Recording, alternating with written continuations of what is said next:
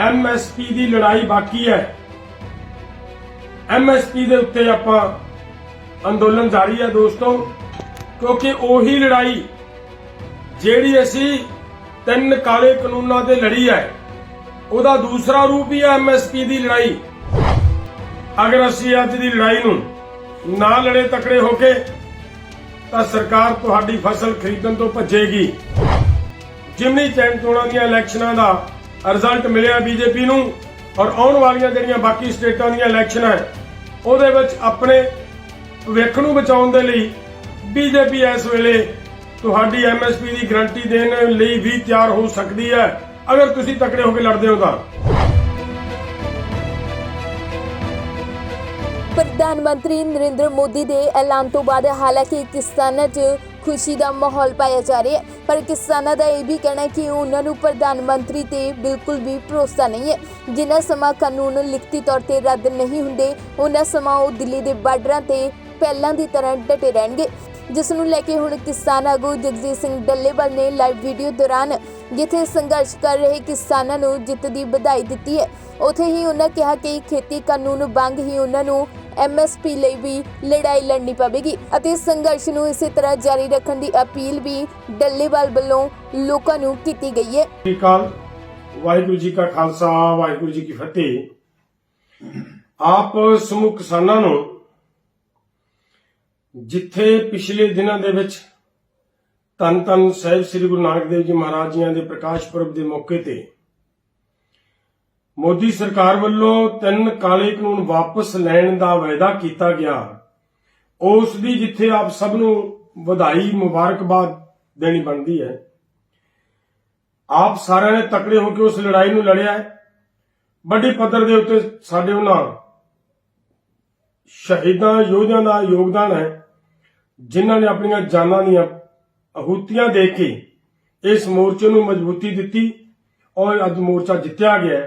ਜਿੰਨਾ ਜਿੱਤਿਆ ਹਜੇ ਪੂਰਾ ਨਹੀਂ ਜਿੱਤਿਆ ਗਿਆ, ਭਾਵੇਂ ਹਜੇ 50% ਮੋਰਚਾ ਜਿੱਤਿਆ ਗਿਆ, ਇਹਦਾ ਵੀ ਸਿਹਰਾ ਸਾਡੇ ਉਹਨਾਂ ਸ਼ਹੀਦਾਂ ਨੂੰ ਜਾਂਦਾ ਹੈ, ਜਾਂ ਸਾਡੇ NRIs ਵੀਰਾਂ ਨੂੰ ਜਾਂਦਾ ਹੈ, ਜਾਂ ਸਾਡੇ ਉਹਨਾਂ ਜਿਨ੍ਹਾਂ ਨੇ ਲੰਗਰਾਂ ਦੀ ਸੇਵਾ ਕੀਤੀ, ਜਾਂ ਹਰ ਉਸ ਵਿਅਕਤੀ ਨੂੰ ਜਾਂਦਾ ਹੈ ਜਿਹਨੇ ਸਾਡੇ ਇਸ ਮੋਰਚੇ ਨੂੰ ਤਕੜਾ ਕੀਤਾ ਤੇ ਮਜ਼ਬੂਤ ਕੀਤਾ ਹੈ।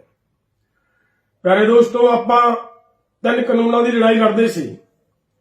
3 ਕਾਨੂੰਨਾਂ ਦੀ ਲੜਾਈ ਲੜਨ ਦਾ ਜਿਹੜਾ ਮੁੱਖ ਕਾਰਨ ਸੀ, ਆਪਾਂ ਇਹ ਗੱਲ ਸਮਝਦੇ ਸੀ ਕਿ ਲੁਕਵੇਂ ਢੰਗ ਦੇ ਨਾਲ ਭਾਰਤ ਸਰਕਾਰ ਸਾਡੀ MSP ਨੂੰ ਖੋਣ ਲੱਗੀ ਹੋਈ ਹੈ, MSP ਖੋਣ ਦੀ ਤਿਆਰੀ 'ਚ ਹੈ। ਜਿਸ ਤਰੀਕੇ ਦੇ ਨਾਲ ਮੰਡੀਆਂ ਖਤਮ ਹੋਣੀਆਂ, ਮੰਡੀਆਂ ਖਤਮ ਕਰਕੇ FCI ਨੂੰ ਖਤਮ ਕਰਨਾ ਤੇ FCI ਖਤਮ ਹੋਣ ਤੋਂ ਬਾਅਦ ਸਾਡੀ MSP ਆਪਣੇ ਆਪ ਖਤਮ ਹੋ ਜਾਣੀ ਸੀ।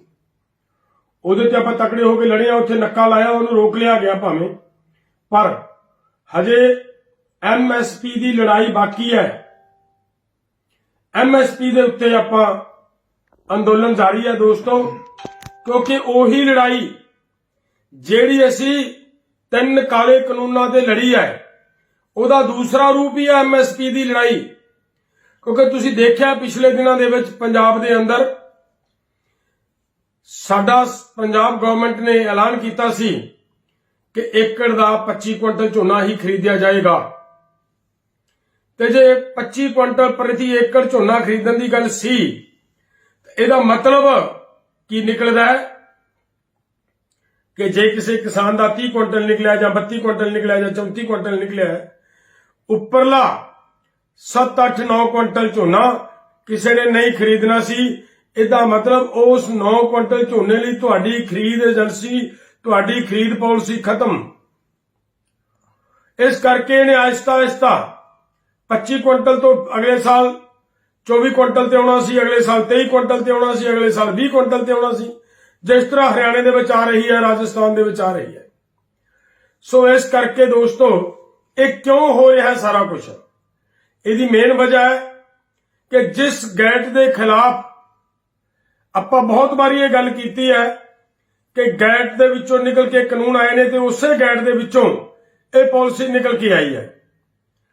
ਗੈਟ ਦੇ ਵਿੱਚ ਕਿਹਾ ਗਿਆ ਹੈ ਕਿ ਭਾਰਤ ਜਿੰਨਾ ਵੀ ਸਮਾਨ ਖਾਂਦਾ, ਚਾਹੇ ਉਹ ਤੇਲ ਬੀਜ ਨੇ ਤੇਲ ਖਾਂਦਾ, ਚਾਹੇ ਉਹ ਦਾਲਾਂ ਖਾਂਦਾ, ਚਾਹੇ ਉਹ ਸਬਜ਼ੀਆਂ ਖਾਂਦਾ, ਚਾਹੇ ਉਹ ਫਰੂਟ ਖਾਂਦਾ, ਚਾਹੇ ਉਹ ਅਨਾਜ ਖਾਂਦਾ, ਉਹਦਾ 8% 8.5% ਬਾਹਰ ਤੋਂ ਮੰਗਾਉਣਾ ਪਏਗਾ। ਇਹ ਸਨ 2005 ਤੋਂ ਲਾਗੂ ਹੈ ਗੱਲ, ਔਰ ਹਰ ਸਾਲ ਉਹਦੇ ਨਾਲ 0.8% ਵਾਧਾ ਹੁੰਦਾ ਜਾਏਗਾ। ਔਰ ਇਹ ਅੱਜ ਦੇ ਹਾਲਾਤਾਂ ਦੇ ਵਿੱਚ ਜੇ ਜੋੜੀਏ ਤਾਂ ਲਗਭਗ 22% ਦੇ ਕਰੀਬ ਬਣਦਾ ਹੈ। ਇਹ 22% ਸਾਡਾ ਅਨਾਜ, ਸਾਡੀਆਂ ਦਾਲਾਂ, ਸਾਡਾ ਤੇਲ ਬੀਜ, ਸਾਡੀਆਂ ਸਬਜ਼ੀਆਂ, ਸਾਡਾ ਫਰੂਟ ਇਹ ਬਾਹਰ ਤੋਂ ਮੰਗਾਇਆ ਜਾਣਾ ਹੈ। ਤੇ ਜਿੰਨਾ ਇਹ ਬਾਹਰ ਤੋਂ ਆਉਣਾ ਹੈ ਉਹਨਾਂ ਸਾਡੇ ਦੇਸ਼ ਦੇ ਕਿਸਾਨਾਂ ਦਾ ਰੁਲਦਾ ਜਾਣਾ ਹੈ। ਉਹਦੀ ਇਸ ਤਰੀਕੇ ਦੇ ਨਾਲ ਇਸ ਖਰੀਦ ਪਾਲਿਸੀ ਤੋਂ ਭੱਜਦੇ ਜਾਣਾ ਸਰਕਾਰ ਨੇ।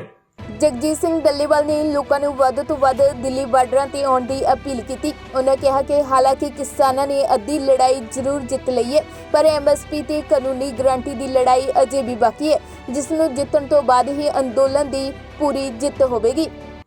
ਸੋ ਇਸ ਲਈ ਸਾਡੀ ਅਪੀਲ ਆ ਦੋਸਤੋ, ਇਹ ਵੀ ਲੜਾਈ ਉਹੀ ਹੈ ਜੋ ਲੜਾਈ ਅਸੀਂ 3 ਕਾਨੂੰਨਾਂ ਦੀ ਲੜੇ ਹਾਂ। ਐਮਐਸਪੀ ਦੀ ਲੜਾਈ ਵੀ ਉਹੀ ਹੈ। ਆਪ ਸਭ ਨੂੰ ਇੱਕ ਜਾਣਕਾਰੀ ਦੇਣੀ ਬਣਦੀ ਹੈ ਕਿ ਥੋੜੇ ਦਿਨਾਂ ਦੇ ਵਿੱਚ, 1-2 ਦਿਨਾਂ ਦੇ ਵਿੱਚ ਜਨੇਵਾ ਦੇ ਵਿੱਚ WTO ਦੀ ਮੀਟਿੰਗ ਹੋਣ ਲੱਗੀ ਹੈ। ਉਹਦੇ ਵਿੱਚ ਭਾਰਤ ਤੇ ਦਬਾਅ ਪਾਇਆ ਜਾ ਰਿਹਾ ਹੈ ਕਿ ਜਿੰਨਾ ਅਨਾਜ ਭਾਰਤ ਦੇ ਵਿੱਚ ਹੁੰਦਾ ਹੈ ਉਹਦੇ ਵਿੱਚੋਂ ਕੇਵਲ 15% ਹੀ ਅਨਾਜ ਭਾਰਤ ਸਰਕਾਰ ਕਿਸਾਨਾਂ ਦਾ ਖਰੀਦੇ, ਬਾਕੀ ਖੁੱਲੀ ਮਾਰਕੀਟ ਤੇ ਛੱਡੇ। ਤਾਂ ਇਹ ਮੇਰੇ ਦੋਸਤੋ, ਅਗਰ ਅਸੀਂ ਅੱਜ ਦੀ ਲੜਾਈ ਨੂੰ ਨਾ ਲੜੇ ਤਕੜੇ ਹੋ ਕੇ ਤਾਂ ਸਰਕਾਰ ਤੁਹਾਡੀ ਫਸਲ ਖਰੀਦਣ ਤੋਂ ਭੱਜੇਗੀ। ਇਸ ਲਈ ਅੱਜ ਤਕੜੇ ਹੋਵੋ। ਸਰਕਾਰ ਤੇ ਤੁਹਾਡਾ ਦਬਾਅ ਬਣਿਆ ਹੋਇਆ ਹੈ। ਜਿਸ ਤਰ੍ਹਾਂ ਦੀਆਂ ਜਿਮਨੀ ਚੋਣਾਂ ਦੀਆਂ ਇਲੈਕਸ਼ਨਾਂ ਦਾ ਰਿਜ਼ਲਟ ਮਿਲਿਆ ਬੀਜੇਪੀ ਨੂੰ, ਔਰ ਆਉਣ ਵਾਲੀਆਂ ਜਿਹੜੀਆਂ ਬਾਕੀ ਸਟੇਟਾਂ ਦੀਆਂ ਇਲੈਕਸ਼ਨਾਂ ਹੈ ਉਹਦੇ ਵਿੱਚ ਆਪਣੇ ਭਵਿੱਖ ਨੂੰ ਬਚਾਉਣ ਦੇ ਲਈ ਬੀਜੇਪੀ ਇਸ ਵੇਲੇ ਤੁਹਾਡੀ ਐਮਐਸਪੀ ਦੀ ਗਰੰਟੀ ਦੇਣ ਲਈ ਵੀ ਤਿਆਰ ਹੋ ਸਕਦੀ ਹੈ, ਅਗਰ ਤੁਸੀਂ ਤਕੜੇ ਹੋ ਕੇ ਲੜਦੇ ਹੋ ਤਾਂ ਮੇਰੇ ਦੋਸਤੋ, ਜਦੋਂ ਐਮਐਸਪੀ ਦੀ ਗਰੰਟੀ ਦੇਗੀ ਉਦੋਂ ਸਰਕਾਰ ਦੀ ਮਜਬੂਰੀ ਬਣੇਗੀ ਕਿ ਗੈਟ ਦੇ ਵਿੱਚੋਂ ਭਾਰਤ ਬਾਹਰ ਆਵੇ। ਸੋ ਇਸ ਲਈ ਇੱਕ ਤੀਰ ਦੇ ਨਾਲ 2 ਸ਼ਿਕਾਰ ਹੋਣ ਦੀ ਸੰਭਾਵਨਾ ਹੈ। ਇਸ ਲਈ ਸਾਡੀ ਅਪੀਲ ਹੈ, ਇਹ ਲੜਾਈ ਸਰਕਾਰ ਨੇ ਹਰ ਹਾਲ ਦੇ ਵਿੱਚ, ਅਗਰ ਅਸੀਂ ਢਿੱਲੇ ਰਹੇ ਤਾਂ ਜਿਵੇਂ WTO ਕਹਿੰਦਾ ਹੈ ਕਿ 15% ਅਨਾਜ ਹੀ ਖਰੀਦਣਾ ਹੈ, ਤੇ ਇਹ ਉਸ ਨੀਤੀ ਤੇ ਅਗਰ ਚੱਲੇ, ਸਾਡੀ ਕਣਕ ਨਹੀਂ ਖਰੀਦੀ ਜਾਏਗੀ, ਸਾਡੀ ਕਿਸੇ ਤਰ੍ਹਾਂ ਵੀ ਝੋਨਾ ਜਾਂ ਹੋਰ ਫਸਲਾਂ ਨਹੀਂ ਖਰੀਦੀਆਂ ਜਾਣਗੀਆਂ। ਮੱਕੀ ਤੁਸੀਂ ਪਹਿਲਾਂ ਦੇਖ ਰਹੇ ਹੋ, ਪੰਜਾਬ ਦੇ ਵਿੱਚੋਂ ਕਦੇ ਐਮਐਸਪੀ ਦੇ ਉੱਤੇ ਨਹੀਂ ਖਰੀਦੀ ਗਈ, ਤੁਹਾਡੀਆਂ ਦਾਲਾਂ ਕਦੇ ਐਮਐਸਪੀ ਤੇ ਨਹੀਂ ਖਰੀਦੀਆਂ ਗਈਆਂ। ਸੋ ਇਸ ਲਈ ਸਾਰੀਆਂ ਫਸਲਾਂ ਐਮਐਸਪੀ ਦਾ ਰੇਟ, ਐਮਐਸਪੀ ਦੇ ਖਰੀਦਣ ਦੀ ਜਿਹੜੀ ਆ ਪਾਲਿਸੀ ਸਰਕਾਰ ਲੈ ਕੇ ਆਵੇ, ਉਹਦੇ ਤੇ ਕਾਨੂੰਨ ਬਣਾਵੇ। ਇਸ ਗੱਲ ਨੂੰ ਲੈ ਕੇ ਆਪਾਂ ਲੜ ਰਹੇ ਹਾਂ। ਇਹ ਹਜੇ ਅੱਧੀ ਲੜਾਈ ਬਾਕੀ ਹੈ। ਸਾਡੀ ਅਪੀਲ ਆ ਸਾਰੇ ਵੀਰਾਂ ਨੂੰ ਕਿ ਕਿਰਪਾ ਕਰਕੇ ਤਕੜੇ ਹੋ ਕੇ ਮੋਰਚੇ ਦੇ ਵਿੱਚ ਸ਼ਾਮਲ ਹੋਵੋ, ਤਾਂ ਕਿ ਇਸ ਮੋਰਚੇ ਨੂੰ ਮਜ਼ਬੂਤ ਕਰੀਏ। ਅੱਧੀ ਲੜਾਈ ਜਿੱਤ ਲਈ, ਅੱਧੀ ਜਿੱਤਣੀ ਬਾਕੀ ਹੈ, ਉਹ ਸਾਰਿਆਂ ਨੇ ਆਪਾਂ ਨੇ ਲੜ ਕੇ ਜਿੱਤ ਲੈਣੀ ਹੈ। ਬਹੁਤ ਬਹੁਤ ਧੰਨਵਾਦ। ਵਾਹਿਗੁਰੂ ਜੀ ਕਾ ਖਾਲਸਾ, ਵਾਹਿਗੁਰੂ ਜੀ ਕੀ ਫਤਿਹ। ਦੱਸ ਦਈਏ ਕਿ ਪ੍ਰਧਾਨ ਮੰਤਰੀ ਨਰਿੰਦਰ ਮੋਦੀ ਵੱਲੋਂ 19 ਨਵੰਬਰ ਨੂੰ ਲਾਈਵ ਹੋ ਕੇ ਐਲਾਨ ਕੀਤਾ ਗਿਆ ਸੀ ਕਿ ਉਹਨਾਂ ਵੱਲੋਂ ਪਾਰਲੀਮੈਂਟ ਸੈਸ਼ਨ ਦੌਰਾਨ ਕਾਨੂੰਨ ਰੱਦ ਕਰਨ ਦੀ ਪ੍ਰਕਿਰਿਆ ਸ਼ੁਰੂ ਕੀਤੀ ਜਾਵੇਗੀ ਅਤੇ ਐਮਐਸਪੀ ਲਈ ਇੱਕ ਕਮੇਟੀ ਗਠਿਤ ਕੀਤੀ ਜਾਵੇਗੀ। ਦੱਸ ਦਈਏ ਕਿ ਪ੍ਰਧਾਨ ਮੰਤਰੀ ਦੇ ਇਸ ਐਲਾਨ ਤੋਂ ਬਾਅਦ ਵੀ ਕਿਸਾਨਾਂ ਦਾ ਅੰਦੋਲਨ ਲਗਾਤਾਰ ਜਾਰੀ ਹੈ ਅਤੇ ਉਹਨਾਂ ਵੱਲੋਂ ਖੇਤੀ ਕਾਨੂੰਨ ਲਿਖਤੀ ਤੌਰ ਤੇ ਰੱਦ ਕਰਨ ਅਤੇ ਐਮਐਸਪੀ ਤੇ ਕਾਨੂੰਨੀ ਗਰੰਟੀ ਦੀ ਮੰਗ ਕੀਤੀ ਜਾ ਰਹੀ ਹੈ। ਬਿਊਰੋ ਰਿਪੋਰਟ, ਪੰਜਾਬੀ ਲੋਕ ਚੈਨਲ।